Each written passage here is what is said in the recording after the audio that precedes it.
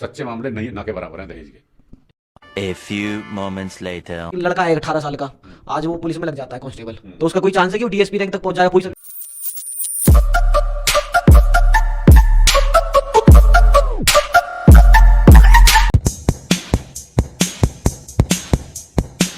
Hello नमस्कार और नई वीडियो में आपका स्वागत है। आज एक अंकल जी से बात करने आ चुके हैं। अंकल जी पुलिस से रिटायर। अंकल जी बताओ, आप कितने साल पुलिस में नौकरी करी आपने? 28 साल करी।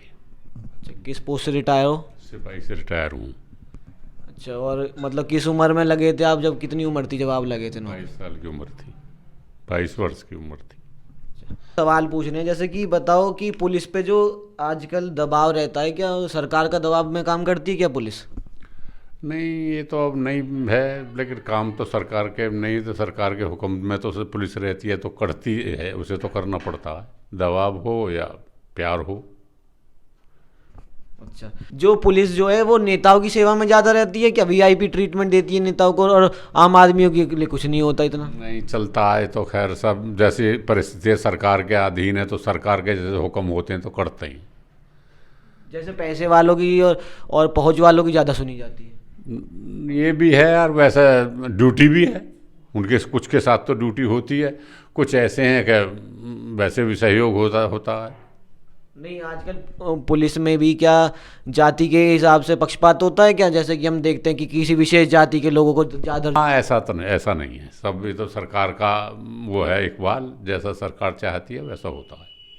अच्छा, एक सवाल और है कि जैसे अखिलेश सरकार में बोलते हैं कि गुंडा राज था, तो अखिलेश की सरकार बढ़िया थी या योगी की, या दोनों बढ़िया हैं? गुंडा राज तो सब में था, गुंडा राज तो इसमें भी है, उसमें गुंडा राज तो कभी खत्म होया और ना होगा, किसी में ज़्यादा किसी में नहीं, ऐसे बोलते हैं हम कानून व्यवस्था बढ़िया है।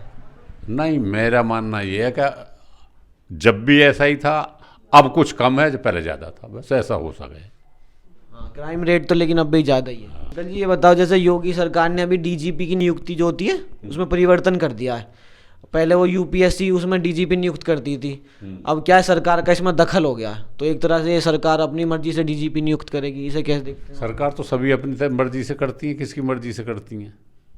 पहले यूपीएससी को नाम भेजते थे, फिर यूपीएससी उसे। हाँ, इतनी जानकारी जो डीजीपी है उसमें अब सरकार का हस्तक्षेप हो गया कहीं ना कहीं। तो बताओ, जैसे पुलिस कस्टडी में जो डेथ हो जाती है ना, पुलिस की उसमें कस्टडी में, हाँ, वो कैसे होती है, क्यों हो जाती है? थोड़ा कुछ भाई, कुछ प्रेशर होता है उसमें, मतलब बिना उसके तो नहीं होती, कुछ प्रेशर से होती हैं, कुछ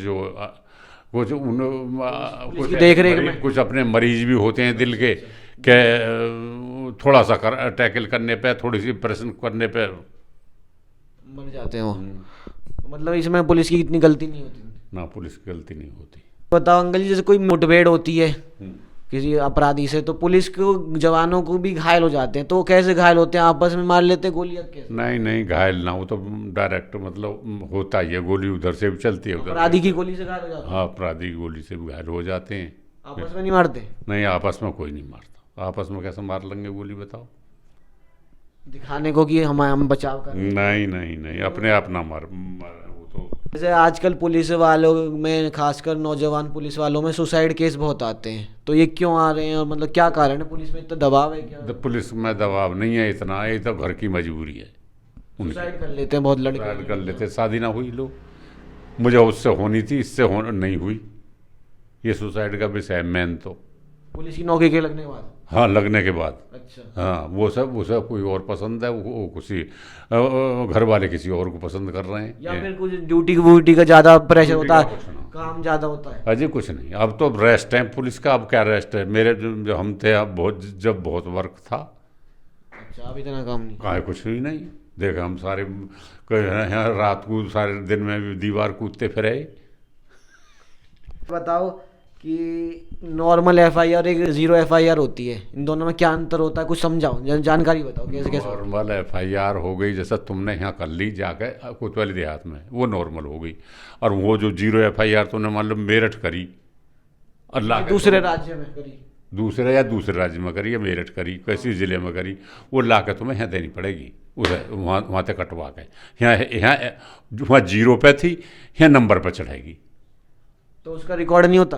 किसका? वो रिकॉर्ड यहीं तो होगा उसका, वहाँ से नहीं होने का। वहाँ से तुम ले आए उसे पूरा उठा के, और यहाँ कोतवाली दे हाथ में दाखिल कर दी। तो मेरे यहाँ पे भी कोई दूसरा कर सकता है FIR? क्यों नहीं तुम्हारे बेहाब पर कैसे? मतलब तुम्हारी मम्मी कर दे, बाप कर दे, ऐसा वहाँ कर सकता है। अच्छा, हाँ, मेरे बेटे को मार दिया उसने। दूसरी जगह हाँ, दूसरी जगह उसे FIR ला के यहाँ नंबर पर चढ़ जाएगी वो होती है 0। वो होती है 0 FIR, नंबर की FIR। ठीक है अंकल जी, कुछ रैपिड फायर क्वेश्चंस पूछता हूँ जिसमें हाँ या ना में जवाब देना है आपको, सही या गलत में। जैसे एक लड़का है 18 साल का, आज वो पुलिस में लग जाता है कांस्टेबल, तो उसका कोई चांस है कि वो DSP रैंक तक पहुंच जाएगा पूरी सर्विस? बिल्कुल चांस है, अगर वो ईमानदार मेहनत से। ईमानदार भी रहे, पढ़ने में, कानून पढ़ने में। 18 साल का उम्र में लग जाता हाँ जी, हाँ जी, हाँ जी। जब मैंने तो अपने सामने वो अपना मेहमान ही बताया। पहुंच जाता है? हाँ, तो अब जब उस मैंने सिपाही देखे थे, आज 3 स्टार है, अब अगला पद तो CO का ही तो था। अच्छा ठीक है।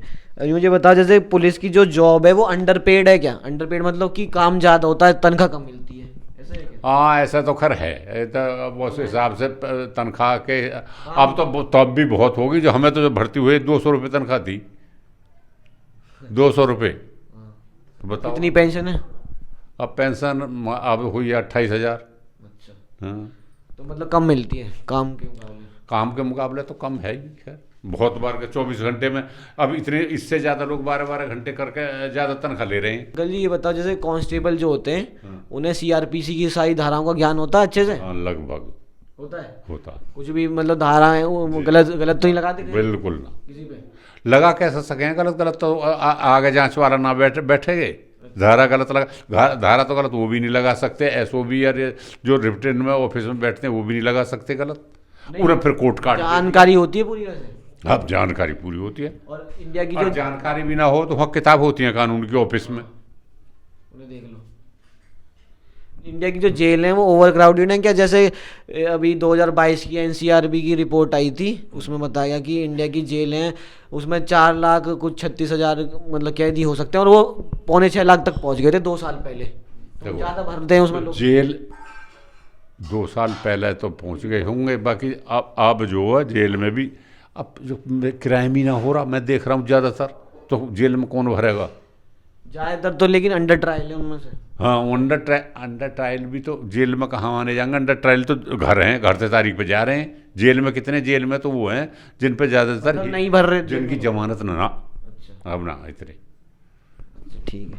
ये बताओ अंकल जी, पुलिस वालों की क्या माफियाओं से, गुंडों से भी कुछ गठजोड़ होती है? नहीं होता, झूठ गलत बोलते हैं सर हाँ, कि उनकी वो तो जन क्या क्या बोलते हैं दुनिया। मीडिया वाले बोलते हैं। नहीं नहीं नहीं, जो 1000 में एक निकलता भी है, मान रहा हूँ मैं, है ना वैसे 1000 में एक निकलता भी है तो बेकारी हो जाता है। जैसे वहाँ एक देविंदर था, सरदार, वो पकड़ा गया था जम्मू कश्मीर में। हाँ, वो NIA ने पकड़ा था। हाँ, पकड़ा था तो कितनों में मिल गया एक?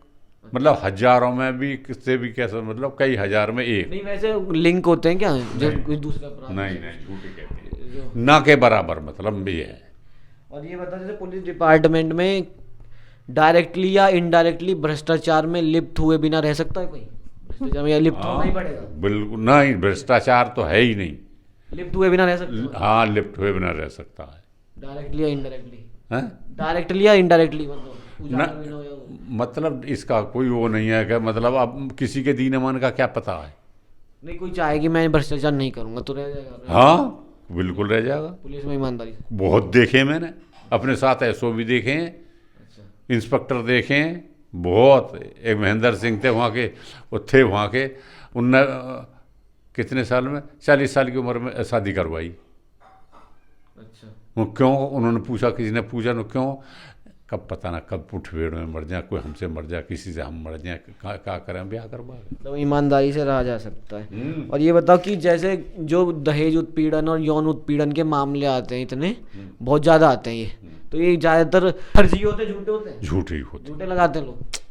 मैं आरोप इतना सिद्ध नहीं हो पाता, सही है? झूठे होते हैं, नो होते हैं कि दहेज नहीं है ये। अब हमने तुमने लड़कियां MA करा दी, BA करा दी, BSc करा दी, और उन पर घर का, समाज का काम घर का होता नहीं है, ये हो गया दहेज। मतलब गलत होते हैं सारे? हाँ, बिल्कुल। सच्चे मामले नहीं ना के बराबर हैं दहेज के। ठीक है अंकल जी।